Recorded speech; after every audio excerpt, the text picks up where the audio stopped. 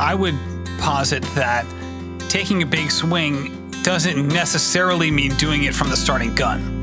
Which there are different ways to take big swings, right? You could be a home run hitter and hit it on a full count instead of swinging at the first pitch. Welcome to For the Long Run, the podcast exploring the why behind what keeps runners running long, strong, and motivated. I'm your host, Jonathan Levitt. Through personal and professional connections in the running world, I have the privilege of getting to know some amazing athletes. I've always been fascinated by the psychological aspect of running, and this podcast is aimed at exploring this and much more. I hope you enjoy.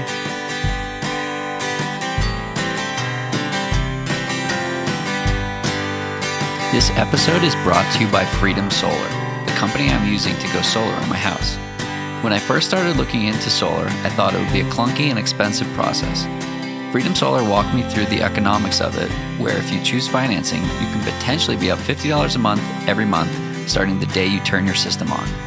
With no down payment required, solar not only adds value to your home and is great for the environment, but allows you to save money from day one. Freedom Solar operates in Texas, Colorado, Virginia, and Florida, but there are plenty of other great options nationwide. Imagine a world where running injuries don't exist and every runner stays healthy. That's the world I want to live in, and that's exactly the world that Recover Athletics wants to make happen. Recover is the first prehab app for runners. It instantly generates custom prehab programs made up of strength, plyometric, and mobility exercises to help loosen tight muscles, get stronger, and run your best. Their team designed it with top physicians and marathoners like Met. It's guaranteed to make you a stronger and more injury-proof runner. If you want to fix your aches and pains, get stronger, and set PRs, go to the App Store right now and download the Recover Athletics app today.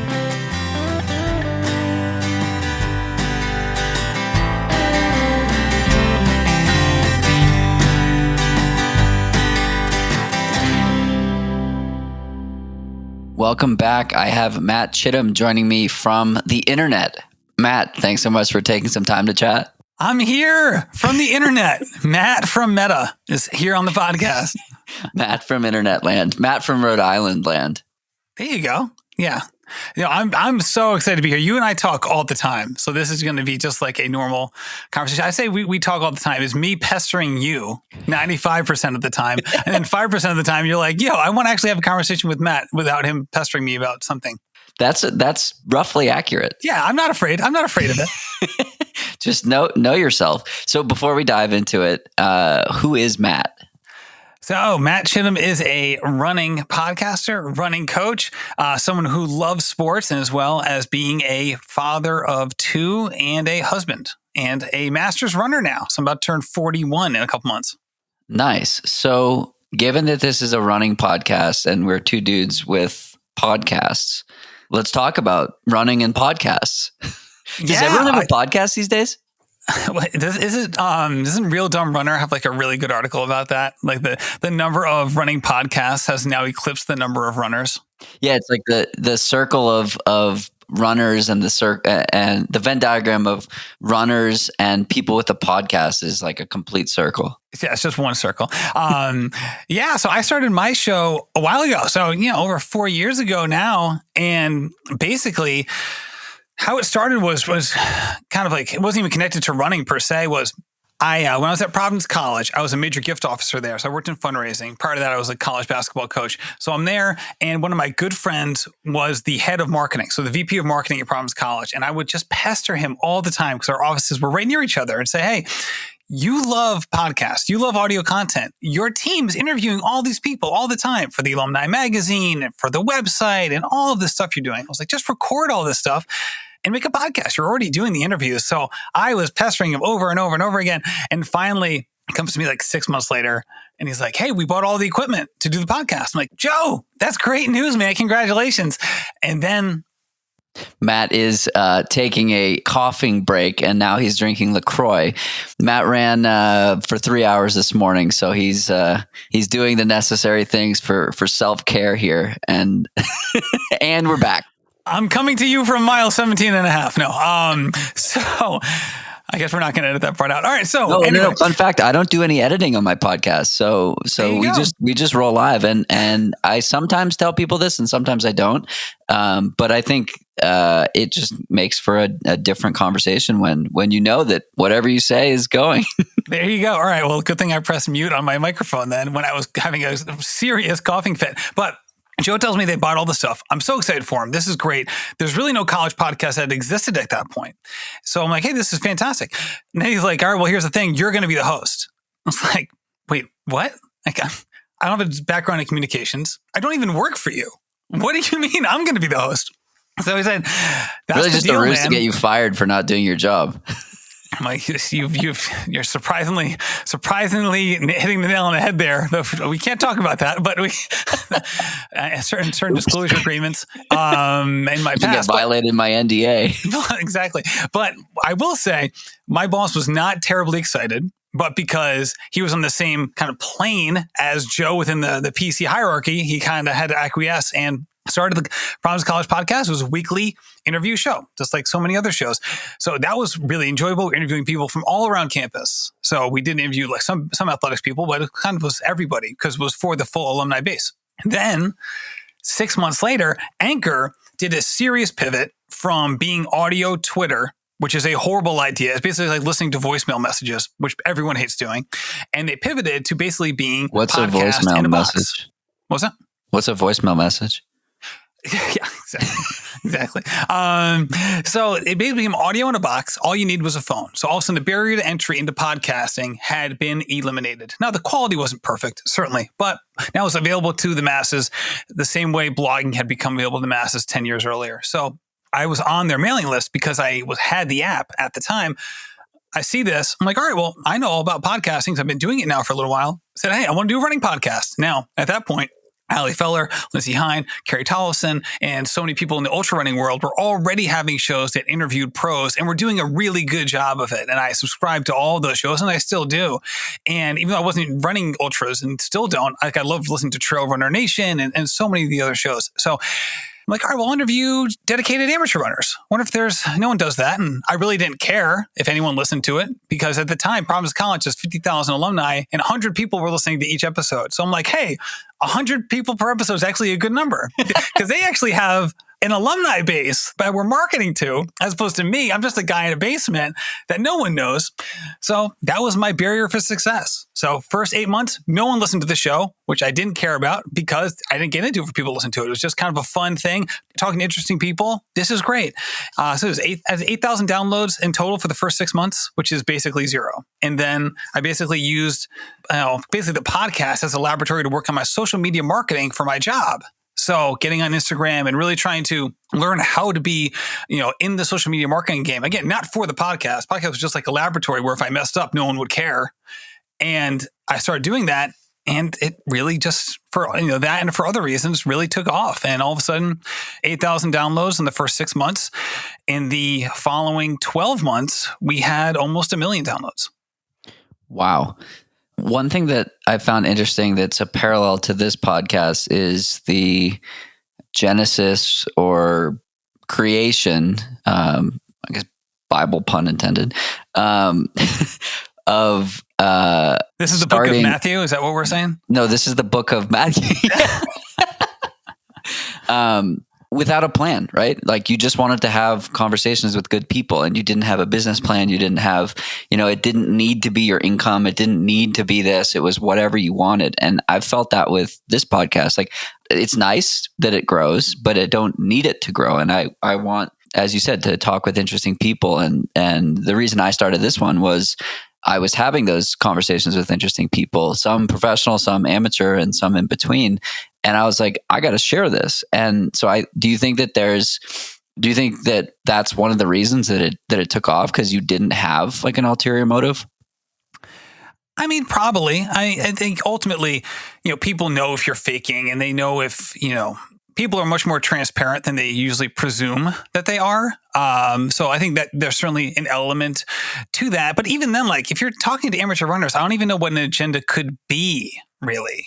It's not like if I was working for, name a running company and just like we're interviewing people for a podcast. It's like, okay, well, is this going to be interesting or is this just a way for you to market in a different way? Right. So I think that could be a potentially tough needle to thread. It might be a barrier to entry for a certain audience member. Right.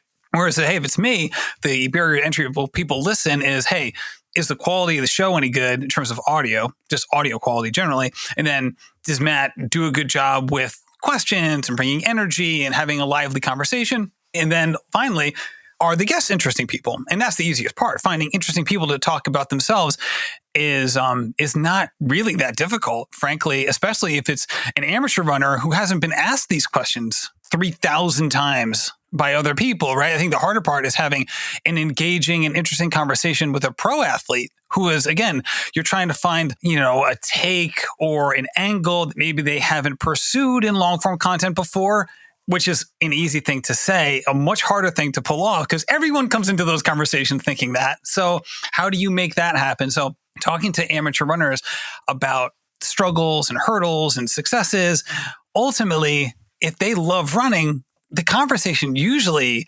just takes off from there. And it's more of like, hey, how do we make sure that we get all of the stuff in as opposed to can I actually fill the time? Totally. So when you go to have these conversations with runners, do you have prepared questions or are you letting it flow based on where the conversation goes? Yeah, 2 points. I definitely have topics that I want to hit. And there are certain ideas in my mind. What are those topics that you like to it depends on the cover? person. So each person's kind of different, right? So like I'll definitely like do my research before I've even asked them to be on the show. So like there might be certain things like certain race that they've had or certain hurdles that they've had and things like that. And then ultimately for a lot of these conversations, it's not even the initial question. It's making sure that you let them flesh out the idea, so you don't step on their response. That's something that I learned in fundraising. When you make your ask, you shut up and you let the other person respond, however they're going to respond, whether it's with their. I'm tempted to jump in here and make a comment, but there you go. See, exactly. But you're in sales, this, right? You're an inside tracker, and you know what it's like to make that ask, and it's really not a whole lot different in the nonprofit space. So learning those kinds of things in some of my other jobs did have a benefit. But then the follow-up questions end up becoming much more influential than the first question in a topic, because that's when you can have that dialogue, and maybe you can have come to some sort of interesting. Get to an interesting place in the conversation, and I think ultimately, I would much rather come into a conversation underprepared and listening to the max and being as empathetic as possible during the conversation, as opposed to coming into it with, I have 35 questions and here's the arc of the conversation and these are the beats that I want to hit. I feel like that sort of scripted nature may hit on occasion, but ultimately will fall flat more often than not. Yeah, that's how I started with like 20 questions, and I would check the question and the next question, the next question. I was like, this is not a conversation. This is an interview. I want to have a conversation. And so I think that there are some podcasts that do the, Q&A well, but I think for the most part, you got to listen to what people are saying and find out what they're interested in, right? Yeah, because if you already know what your next question is going to be, you are less likely to fully grasp the answer to the question or that was even just listen. Asked. Right. That's exactly right. I had a question there, and it was a follow-up question, and I'm forgetting what it was. I was listening so intently. But that's the hard part, is that there are times, because you're kind of not flying by the seat of your pants, because you have a general outline of how things are going to go and you kind of know certain things ahead of time, is that you do run the risk of potentially maybe not hitting something that you wanted to hit, or, oh, I just had it. And so, you scribble notes as you go and, make sure that, all right, I just thought of something, write down a word. I actually got this, again, not that I'm a huge fan of his show. There are certainly certain episodes that I like much more than others. But I did hear Tim Ferriss kind of does that. He goes into every conversation. He'll have like 5 kind of, I wouldn't call them a question. Again, just ideas or points that he wanted to make sure that he hits. After doing like tons and tons of research, kind of boils it down to make sure we get to these 5 things.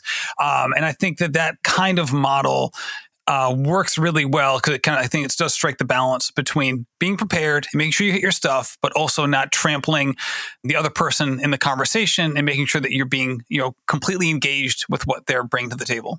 Definitely. I think it's important to have like themes or consistent topics that you cover, and those can be sort of when one stream of conversation ends, you can pick it up from there. Like my consistent topics are mental health, gratitude, longevity in the sport, success and failure, and maybe a couple other things. And I think in most podcasts, I touch on that kind of stuff and sometimes barely even talk about running, but it's all like how to apply these principles to running. Your show, I feel, is tangential to what I do, and we both fill very unique spots. I don't think that there are other podcasts like ours out there. I'm tooting our horns here. But I think that's why it works. I think that there are so many podcasts or blogs or whatever that are like way all over the place. And I think that the strength is that specification. And like you tune into Rambling Runner, you know what you're going to get. You don't know what the person's going to say, but you know how the conversation is going to be steered. That's the idea. And it isn't always like that. And there are certainly periods of times where it hasn't been. And there are other times where you try something new. And sometimes it will hit. Sometimes it won't. And sometimes it's meant to be a short-term endeavor, right? So I'm doing say I put out a podcast with Alexis McCoy. It's like a mini series we're doing. It's kind of fun. It's engaging, but there's an endpoint. And that's exciting for me. I do think that niching down is much more important than spreading out. I think there's a time for the spreading out, but I think it's much more important to niche down, especially in the beginning of an endeavor. In addition to that, I think knowing what you're signing up for as an audience member is important, right? Like if I tune into ESPN, I'm tuning in to see certain kinds of content, right? It's not that I don't like other channels. It's just that I want to see that other stuff on that other channel, right? I don't want to tune on ESPN and all of a sudden they're like, the top 7 getaways of 2022. It's like, well, that's interesting content, but that's not why I turned on ESPN. So the same sort of thing with me is that there was a period of time where the show had gotten popular enough where I could get pros on the show if I asked. So they were aware of the show, or I could say, hey, here who else has been on the show, or here are the stats. And it wasn't that hard to get certain pros on the show who liked doing podcasts. And that was really exciting for me. I'm not a pro runner. I love talking to professional athletes. I love following them. I was so pumped to hit this stage of the podcast from a popularity standpoint. And in retrospect, it didn't work out. And it was funny because I didn't even know it wasn't working out at the time, because in these episodes, the ratings would go up. So I would get a bump, 10, 15, 20% even sometimes in the amount of downloads per episode for some of those athletes. But they weren't people who would stick with the show. They were tourists, right? So my podcast was a tourist spot. They came in, they saw it, they liked it, they heard it, but ultimately they moved on, went back home. And so I would see these bumps like, oh, I need to do more of these. Look at these spikes in the listenership. But none of those people stuck around. And ultimately, it started wearing down some of my core audience where they were there for the dedicated amateur runners. That's what the people that they associated with. That's what they liked hearing. Those are the kind of stories that they loved. And there was a differentiation point between me and maybe some other podcasters. And I lost sight of that because I saw these short-term spikes and I misread the situation. And then I finally realized what was going on, and then I pivoted back. Now, I will still have professional runners on the show from time to time. The difference is when I have them on, or when I ask someone to be on, is probably a better way of putting it, I ask them to come on for a very specific reason in their specific case, right? So an individual who I'm having on might be like, hey, we can talk about these 2 things because I think my audience would really love to hear you talk about these 2 things that also relates to their lives, as opposed to say, hey, what's it like on your 45-second cool down after running 60-second 400s for the 10th time, right? Like that's interesting to me personally, but my audience could really do without that conversation. So that for me was just to get to your point about finding your niche, finding what works for your audience, and then overall expanding over time, hopefully because you're doing well. That was an example of kind of a learning moment for me that ultimately, hopefully has made the show better. Very cool. Can we talk about risk taking? Let's do it. So you recently, maybe not so recently, left your full-time job to podcast. Let's talk about that process. When did you first have that idea that it could be possible? Right. It was probably a year and a half into the show. So that breakout year, so 6 months, no success. Again, also didn't care because it was just a hobby. Then we had this breakout year. It's going great. I'm kind of at the edge of the curve here because Anchor was still unknown. So as we mentioned, there's a million podcasts now. There wasn't a million then. I got like beachfront property in the podcast space still, which was great. And it allowed me to kind of expand, which was nice. So at the end of that calendar year, so now at the year and a half point, I reach out to a couple of companies and like, hey, do you want to be, a title sponsor for this show? And all of a sudden I'm bringing ads in and I'm like, this can become real money. Like I'm doing 2 shows a week. If I can bring in a few $100s per show, all of a sudden I'm at like minimum level income to potentially do this, right? The hard part is making sure that you can withstand downtimes and all of that. But that's when I was like, all right, I'm now bringing in a couple $1,000s a month from this show and I'm doing it part-time. I'm spending most of my life, as a father and a husband and in my full-time job, which requires a lot of travel. So I'm like, all right, is this possible? And then I incorporated run coaching into the mix. So coaching is something that I absolutely love. It was my first job out of college. So I played college basketball. I loved it. I then coached college basketball for 7 years. I always wanted to be a coach and I never wanted to stop. The reason I did stop was all of my coaching mentors all told me the same thing. And they said, listen, you could be a really good college basketball coach, or you could be a really good husband and father. You're not going to be really good at both. So go into it with your eyes wide open and make your decisions. And I heard it from all of them. And I couldn't miss what they were saying because every single one of them was divorced. So I made my decision and I left coaching, but I missed it every single day. So I put coaching back in the mix. I started my own coaching company for a little while and then, kind of merged that company in with McCurdy Trained, who has, manages over now 1,000 athletes, has a couple dozen coaches. And James has become a really good friend of mine, who's the kind of the founder and now co-CEO of the company and with his wife, Heather. And once I was able to kind of add that complementary and from an income standpoint, supplementary piece to the puzzle, then it became not only a feasible proposition, but ultimately a no-brainer. Because now I was going to be making the same, if not more money than my full-time job and doing something as much as I liked my full-time job. Because at that point I was now, I was like the first person and the head of the sports fundraising organization at Johnson & Wales University, which is a school here in Rhode Island, which was really enjoyable and a really great job. Being able to do podcasts or do run coaching from my house, which was even better. So I took it. It was great. Put in my 6-week notice. I am so excited. This is going to be great, Jonathan. You and I were having these conversations. You remember how amped I was about this decision. My first day as a full-time Rambling Runner LLC, this is my job, was the first day of lockdown from my kids' school. So they are home with me and I am Mr. Chittim teaching homeschool to my kids. And I have even less time for the podcast than I had literally the week before when I had a full-time job. So sometimes you can lay out all the steps and you still don't exactly get the result that you're expecting. Universe said, "Oh, you think you're good? Boom." My God. I went from like recording podcasts on my lunch break in the back parking lot of a church really close to my office, being like, I can't even do that because my lunch break is my kids' lunch break. So I'm like making grilled cheeses instead of like, recording a show during the middle of the day. So how did you pivot? How did you make that work?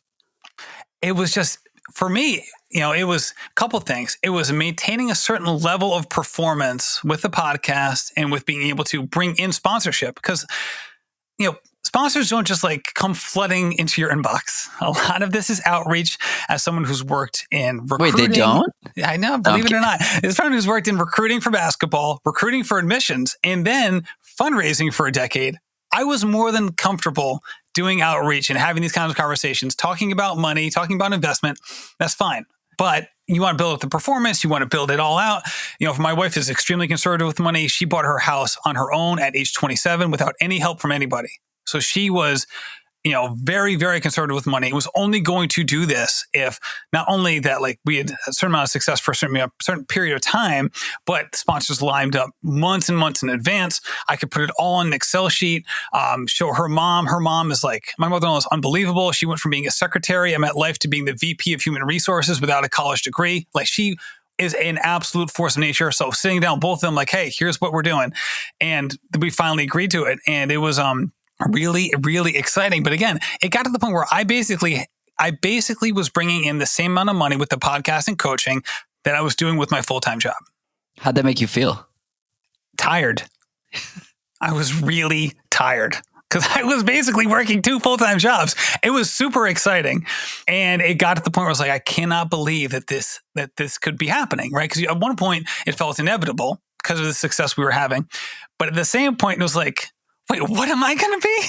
My kids are going to tell their teacher, like, oh, what does your dad do? Like, my dad's a podcaster. He sits in his pajamas all day. I don't even know what they tell their teacher. But it was surreal and inevitable in the same moment. And it was an odd dichotomy. Yeah, that's quite, the timing is incredible. I remember incredibly awful. I remember all these conversations we were having last January and this past, or that winter. And yeah, it's fascinating. And it's such an interesting place to be, right? Because you can have confidence in the next 3, 6, 9 months, but it's like, what if things change? Like, did you consider that? Like, what if the world goes back to loving blogging as much as we loved blogging in 2015? Right. Or what if podcasts turn to all video and people have to look at my face and my viewership goes down by 40%? Like, these were legitimate concerns. Face for radio. Face, as I tell all my guests, I have a face for radio. Don't worry about me recording this video. So that was real. At the same time, podcast was obviously exploding. So it wasn't that podcasts were going away. They were literally doing the opposite. It was, am I going to get diluted out of making revenue?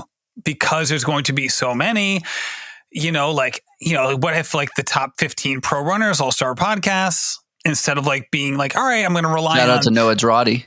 Yeah, right. Like right. I remember meeting with Chris Chavez in like the lunchroom of Sports Illustrated, right? And being like, hey, what are you guys up to? He's like, we have all these great ideas and they're killing. I'm like, this is interesting because I know like there's probably 3 dozen people who are having these same sorts of conversations. Like, what if like my time passes?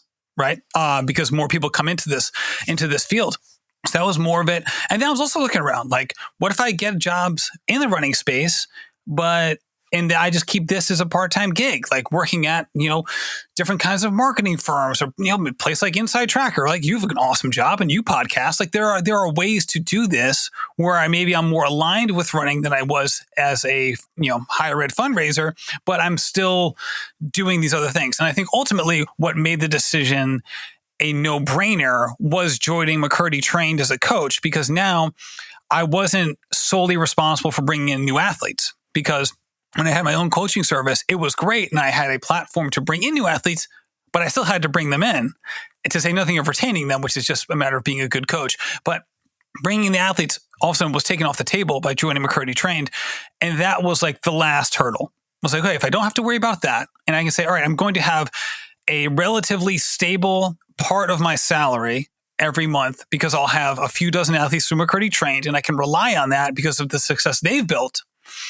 Even if the podcast goes down, I can say, all right, I'll just be a full-time run coach, have 3 or 4 dozen athletes, and I'll still have enough to, do our mortgage and, pay for our groceries. And it's not going to impact our daily living. Even if the podcast goes in the toilet one day, I'd still be from a financial standpoint, I'd still be fine. Very cool. Thanks again to Freedom Solar Power for supporting this episode of the podcast, as well as our desire for a greener energy source. The buying process was fascinating and so eye-opening, and I wanted to pay my learnings forward. If you're curious, message me on Instagram or Twitter, and I'd be happy to help you get in contact with some great resources. Freedom Solar operates in Texas, Colorado, Virginia, and Florida. My parents have the same panels from SunPower from a different company in Massachusetts. Recover Athletics is a supporter of not only this podcast, but also my own running. It was built in Boston by 2 lifelong training partners who got tired of aches and pains getting in the way of their training. In 90 seconds, their app will customize a program for your body and your training. I plugged in some of my more common aches and pains, and I got a custom-built program designed to strengthen the muscles and tendons that will help avoid these issues going forward. Your first custom prehab program is free, and they have an unlimited free trial. You can get it on the App Store right now by searching Recover Athletics or click the link in the show notes. If you like it and want to upgrade, their premium subscription costs less than 1 trip to a PT. Give Recover a try today. Your legs will thank you.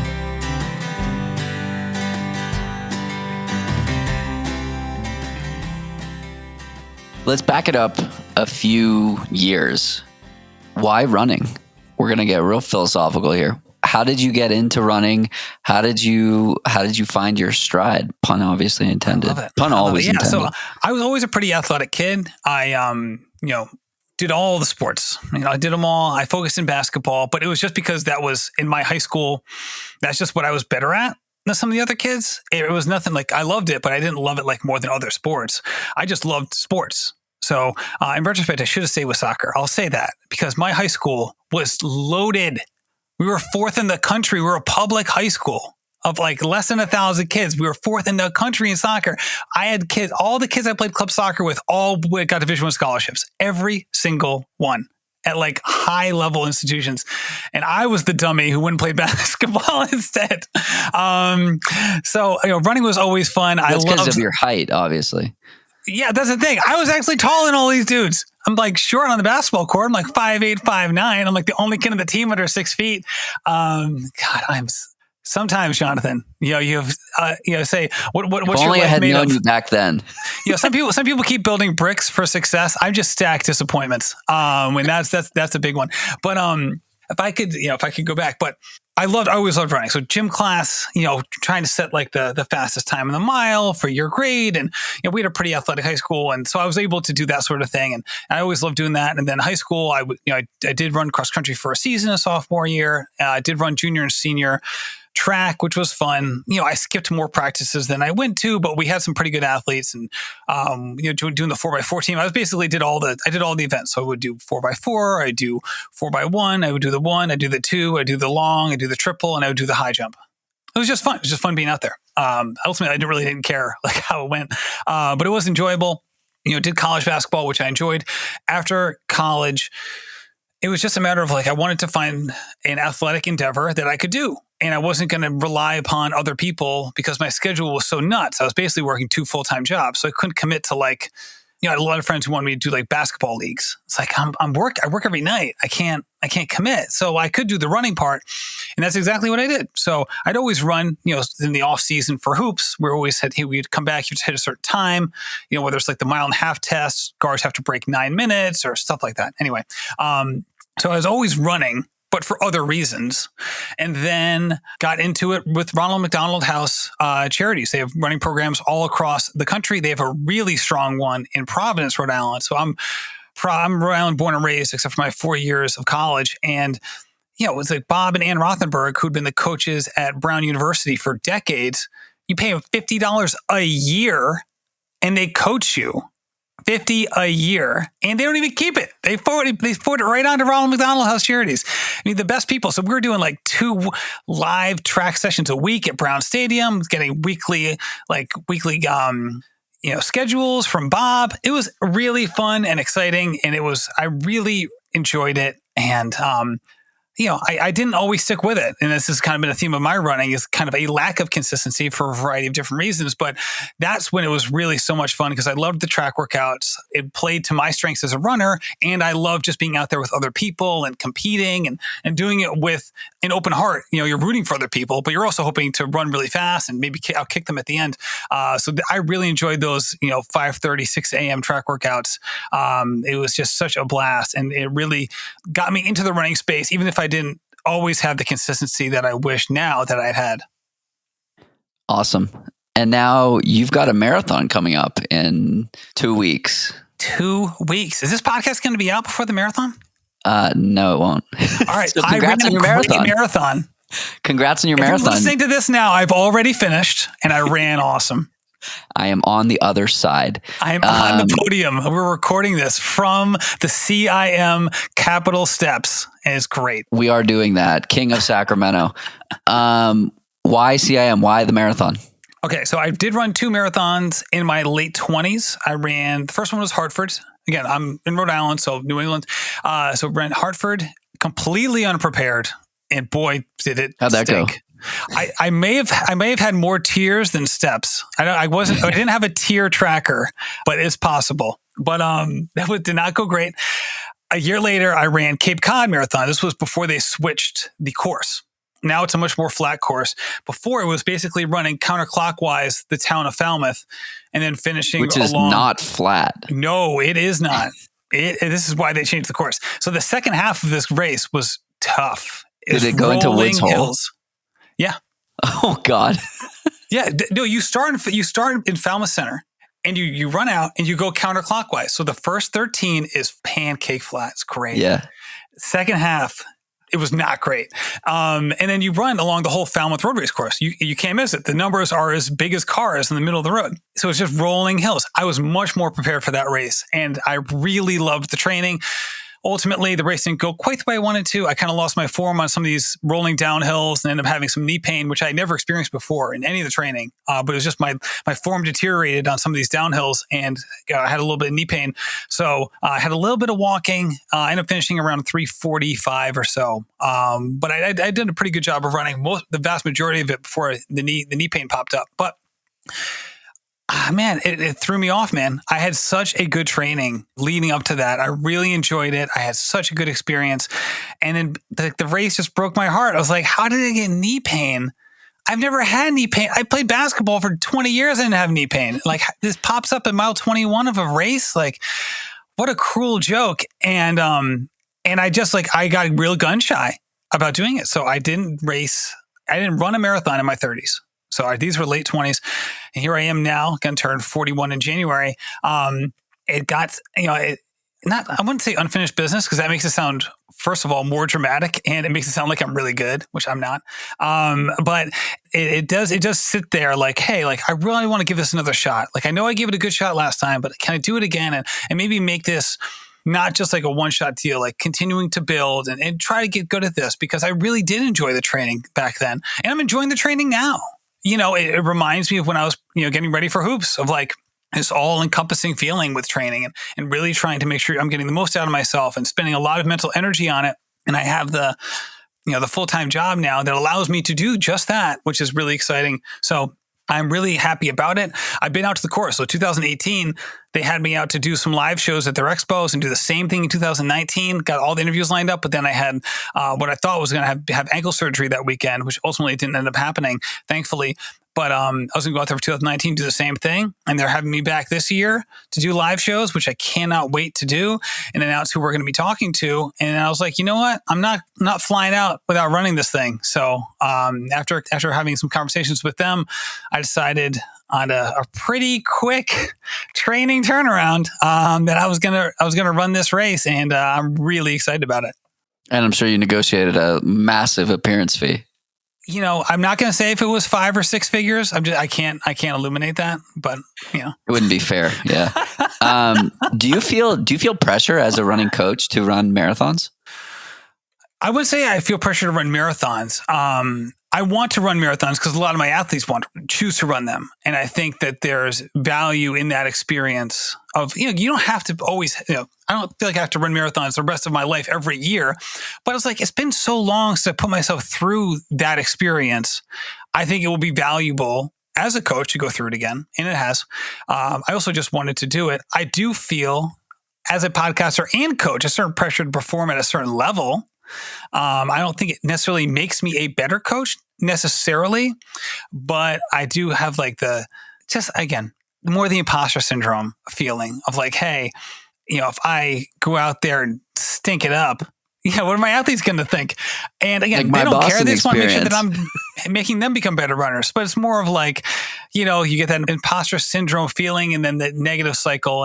And I definitely have those moments. Ultimately, I don't think my runners give a crap, but I do have some of those, especially if a run goes badly. Those are some of the self-loathing thoughts that will creep in on occasion. Yeah, it's fascinating. I've been thinking a lot about this and also talking with athletes who are much better than I am about like fear of success versus shout out to Gwen Jorgensen in our podcast, and like self-sabotage. And it's interesting. I've found myself really riding the razor's edge potentially too far, because it's like, is it easier to take a big swing than and fail than to be conservative and actually hit your goal? I don't know. I'm like trying to rectify why I keep coming up short. Like, is it happening intentionally or subconsciously, or is that just how it goes? Right. I think there's probably more than just two factors to consider, right? Like you have other things going on, like you're also training at altitude, but racing at sea level. It's like, all right, well, how fit am I? Right. There is that, if you always trained at sea level, then race at sea level. We all don't know exactly what we're going to do on race day, but it'd be a less of a range. Now, I know you have a great coach who helps you with all of this stuff as well, but I think just for our own internal, we make our decisions on race day, no matter how we're being advised. So I think that also throws a piece in there. I guess If I was doing easy runs with Kara Goucher too, I'd probably want to do some big swings. But I think that's what she said. Like, she specifically said, show me an athlete who takes these big swings and gets burned most of the time. And I'll also show you an athlete who has massive breakthroughs. Right. I would posit that taking a big swing doesn't necessarily mean doing it from the starting gun. Which is my problem. There are different ways to take big swings, right? You can be a home run hitter and hit it on a full count instead of swinging at the first pitch. Yeah. See, that's interesting. And as I meet more runners here in Boulder, I'm learning like what it feels like to feel good at the end of a long run. I've been doing so much running with Boulder Underground, and I feel so good in the last 25% of these long runs. And like, I'm running with women who are 240 something marathoners, and we start our runs at 8:30 pace. And the first few times we did that, I was like, what's going on here? And then an hour and a half, 2 hours later, we're running 6:30, 6:45 and feeling phenomenal. And the average is like 7:15. And these are average paces that are faster than what I was doing at sea level a year ago. And it's like, there's so much intricacy to that process. And I feel like that's the next step. Right. And also the thing about doing like, all right, I'm going to go out hard. And if I don't maintain it, you do set yourself up for like, all right, I kind of can't lose here because I either like go out hard and it doesn't happen. And I say, well, I went out too hard. Oh, well, I took a big swing and that's what happens. Or I succeed and like, boom, nailed it. Right. So in a way, I'm sure like it can still be a crushing disappointment if you don't hit your goals. So I'm not going to act like both of those options are equally attractive, but it does give you a little wiggle room there as opposed to saying, no, I'm going to do like a 5% negative split. That's the plan. I'm just going to stick with it. And, I think of someone I interviewed recently, Tia Stone out of Arkansas, who was 7th master at Chicago Marathon. And she's run, 20, 25 marathons. She goes to Chicago. She's really fit. She goes up there. It's hot, right? It was hot, baby. 75 degrees at Chicago. And, she goes out and she runs really conservative for her. So she's, 255 marathoner. She felt like she was in roughly that shape going in. So pretty close to where you are as a runner, for different parts of your career. She goes out and she runs really conservative. First 15, 18, even 20 miles, because that's what the weather necessitated on that day. She'd had a great lead up, right? Her training she was as fit as she ever was, and she knew it. She was able to make apples to apples comparisons with previous workouts over a decade. Same runs, same length, same route, right? So she goes into this race that she has done before. And last 10K, she kicks it in. Just nails it. 7th Masters runner. She's got, a bevy of kids at home, has a full-time job, like the literal definition of a dedicated amateur runner, and has this unbelievable success. And it was a study in patience. And it didn't change anything in terms of like her ultimate outcome. 7th Masters, a world marathon major. It is incredible, an incredible performance. But it also showed you that she could have that kind of incredible performance while also showing great judgment and patience on a day that necessitated it. How do you get there? Well, first of all, she's super experienced, right? She's been doing this for a long time. Also, she knows herself. And I think part of it is you going into it with as passionate and as much emotion as we can get in our own racing, which is a huge positive. sometimes we need to look at the situation dispassionately as well and say, okay, I'm going to try to remove all of my biases here. I'm going to look at this situation dispassionately, as if I was advising somebody else other than myself in the situation. So take all the emotion out of it and say, okay, what are some of the keys here? If I was going to run my best race, what would I want to do in this situation? And then have the judgment and the focus and ultimately the the willpower to do it. Because obviously she was feeling good at mile 15. She kicked it in the last 10K of a marathon. Like, it wasn't like she wasn't feeling great and then all of a sudden has this wonderful second wind and kicked it in. Like, she was obviously feeling good the whole time. And she talks about that. But it was the willpower to stay with the plan and then again, still go for broke, but waiting till it was time for that moment. So, I mean, I'm not going to act like anybody can do it at any time. It was a perfect example by an excellent runner. So let's not kid ourselves and say that everyone can do this at every run all of the time. It was a really, really, really good example for a good reason. It was exceptional, but it's not something that, if you take fitness level out of it, can't be replicated by other people. For sure. So it's clear you're passionate about coaching and about the process of advising an athlete and talking about the plan and whatnot. Where do you think that comes from? I just love sports, man. I love feature stories, watching people succeed, watching people do awesome things, right? It's it comes from the same idea of the same, I was listening to, on my run today, a bunch of sports podcasts that aren't connected to running at all. Cause I love watching people do cool things in athletics. And that's why I don't feel any differently about coaching runners now that I did coaching basketball players, 15, 20 years ago. I feel the same way about it. It's equally exciting. For me, it's very different, but it's equally fun and exciting. And you root for people and you form relationships and you want them to do awesome. And most of the time they do. And when they don't, that's when you help them out and ultimately you learn a lot from them as well. So for me, it wasn't hey, why is this fun? It was this was always been fun. This is how I've spent most of my days, my whole life, is wanting to be or being involved in sports. Amazing. What does success mean to you? You mentioned it a couple of times there. Obviously it on some level depends on the endeavor, but I think ultimately it's getting as much out of yourself or some approximation of that for a longer period of time in your chosen endeavor. I want to emphasize the chosen part in that sense, but I think ultimately that's what it is. There are certain things. Hopefully, we all go into fields or hobbies or endeavors where we have at least the base level requisite talent to be really good at that job, right? I'm not going to be a great sumo wrestler, so I probably not with that attitude. Not with that attitude. Belief, baby.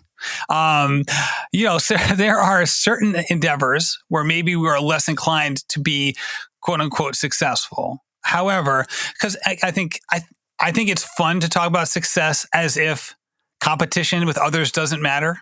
But I think that can be a little too academic for the real world, right? On some level, success is compared to other people on a very small level. It's not pure. We're not completely siloed from other people all of the time in every endeavor. Okay. So there is a level of competition. I don't think we can base ourselves completely against other people all the time. And that cannot be the only measure of success. If for no other reason, sometimes we can do a lot more than other people. And beating them by a little bit might not be success for them, right? Steph Curry beating me in basketball by a point isn't success for Steph Curry. It is quite literally the opposite. So it's not simply a competitive thing. But I think it's also ultimately choosing a field and really getting the most out of yourself for an extended period of time once you've been in the field, for a while, that you allow yourself to really set yourself up for success. Very cool. Which means I put the word in the definition of the word. Well, it's been very fun to watch your progress in the industry, in your own running, and taking big and large swings yourself. So I'm excited to cheer you on at CIM. I'll be there. I'm still registered. but I don't think I'm racing. Last time I talked to you, you said I definitely am not. So are we No, moving in a certain direction here? I'm definitely not. Oh, okay. All right. I'm definitely not. So I will definitely see you out there. We're doing a meetup, baby. We're doing a meetup on Saturday. I will announce the details later. We had a great meetup 3 years ago. It was so much fun, and we're going to do another one. It will be great, and I can't wait to see you out there. It'll be fun. The speakers we're going to have we're going to have a live show on stage at the expo, and they have a great expo at 3:45 on Friday and 2:45 on Saturday. And the people who I think are going to be lined up are simply awesome. Well, maybe I'll get this episode out before then so that we didn't do this shout out and everybody who's listening misses it. There you go. See, why not? This is the inherent pressure I'm putting on you now. Get it out soon. Amazing. Matt, for those who don't follow you, where can we find you on your corner of the internet? All right. So really, the best spot to catch me is on Instagram. So both Twitter and Instagram, my handle is the same. It's rambling_runner. My website has been dereliction of duty by the webmaster, me, on the website. So just go over to Instagram. That's where you can find me most of the time. I'm not going to ask you to explain why it's called Rambling Runner because everyone people have this 52 minutes of Rambling Runner. So Matt, thanks so much for taking some time to chat. It's not the guest, it's the host, unfortunately. We'll see you out there. That's it for today's episode. Like many long runs, it's sad when it has to end. I hope you join in next time on For the Long Run, and in the meantime, happy trails. If you enjoyed this episode, it would mean a lot to me if you shared it so that others can find it and enjoy it too.